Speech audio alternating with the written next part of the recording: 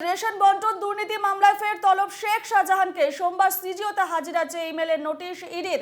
এর আগে দুবার হাজিরা এড়িয়েছেন শাহজাহান। ফের একবার তলব করলো ইডি শাহজাহানকে। রেশন বন্টন দুর্নীতি মামলায় ফের তলব করা হলো শেখ শাহজাহানকে। সোমবার সিজিওতে হাজিরা চেয়ে ইমেলের নোটিশ পাঠায় ইডি এবং এর আগে দুবার হাজিরা এড়িয়েছেন শেখ শাহজাহান।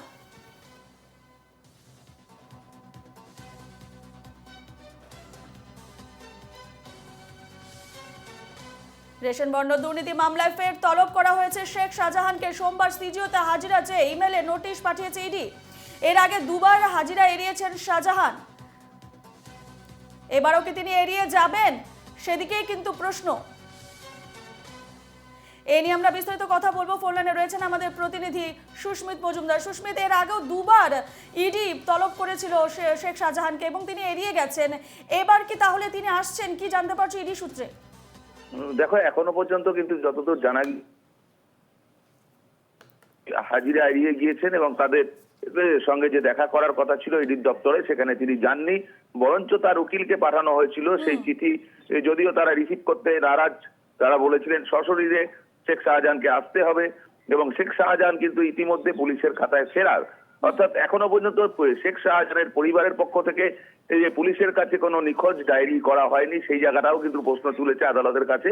এবং সেই কারণে মেল মারফত শেখ শাহজাহানের যে আইনজীবী রয়েছে এবং শেখ শাহজাহানকে ইডি তলব করেছে শুক্রবার, অর্থাৎ আগামীকাল সকাল 11টা থেকে 11:30টার মধ্যে তাকে তলব করেছেন। এবং এখন দেখার বিষয় তিনি আগামীকালও আসেন না এই হাজিরাও তিনি এড়িয়ে যান। এখন দেখার বিষয় এইটাই রয়েছে। তার কারণ হচ্ছে তিনি ইতিমধ্যে পরপর দুবার হাজিরা এড়িয়ে গিয়েছেন। এই নিয়ে 3বার তাকে সমন পাঠানো হলো এবং এই সমন কিন্তু তাকে মেল মারফত পাঠানো হয়েছে। তার কারণ আগের বার যখন তাকে পাঠানো হয়েছিল ইডির মারফতে, তারা কিন্তু সেই সমন রিসিভ করেননি তার আর উকিল, এবং তারা সেই বাড়িতে যেহেতু তিনি ছিলেন না, তাই সেই কারণে তা কারোর হাতে দেওয়া যায়নি এবং সেই কারণে সেই মুহূর্তে তিনি আসেননি। অর্থাৎ বলা যেতে পারে পরপর 3বার, আর আজকে নিয়ে 3বার তাকে সমন পাঠানো হলো।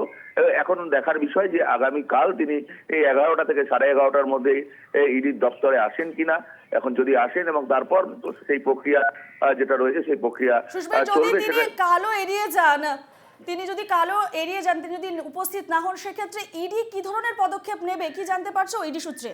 দেখো, সম্পূর্ণ বিষয়টা কিন্তু আদালতের দ্বারস্থ হয়ে গিয়েছে। তার কারণ যখন শেখ শাহজাহানের বাড়িতে যাওয়া হয়েছিল ইডির দপ্তরের লোকেরা আর তাদের উপর আক্রমণ হয়েছিল, সেই বিষয়টা কিন্তু পুলিশের আন্ডারে রয়েছে। অর্থাৎ পরপর 2টি আদালতে কিন্তু এই মামলা চলেছে। অর্থাৎ ইডির যারা আধিকারিক রয়েছেন তাদের উপরে আক্রমণ এবং শেখ শাহজাহানকে পাওয়া যায়নি, সেটা একটা।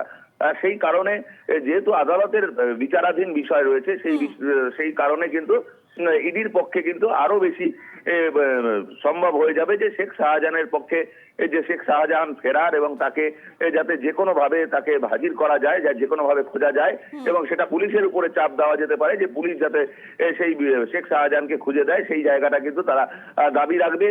এটা কিন্তু ইডি সূত্রে খবর। তারা আদালতের দ্বারস্থ হবেন এবং পুলিশকে চাপ দেওয়া হবে যে পুলিশ যাতে শেখ শাহজাহানকে খুঁজে দেয় এবং রাজ্য সরকারের কাছে তারা আবেদন রাখবেন যে রাজ্য সরকার যাতে এই তদন্ত প্রক্রিয়া খুব তাড়াতাড়ি যাতে মিটে যায়। যেহেতু বেশ কয়েকজন কিন্তু এখনো পর্যন্ত বিচারাধীন বন্দী রয়েছে, সেই বন্দীরা তাদের সমস্ত বিষয়টা যাতে পরিষ্কার হয় এবং এই মামলার যাতে নিষ্পত্তি হয়, সেই দিকটা নজর রেখেই কিন্তু শেখ শাহজাহানকে হাজির করতে চাইছেন ইডির আধিকারিকরা। ধন্যবাদ সুস্মিত তোমাকে।